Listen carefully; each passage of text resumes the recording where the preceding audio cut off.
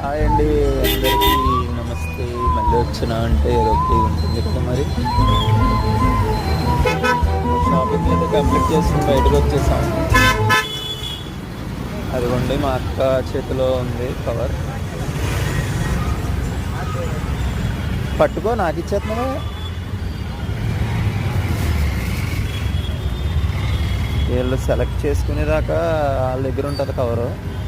Bill అయిపోయాక తమ్ముళ్ళ చేతుల్లో లేదా హస్బెండ్ చేతుల్లో ఉంటుంది. అలా ఉంటుంది సిచ్యువేషన్. ఫుల్ ట్రాఫిక్ అయింది ఇక్కడైతే.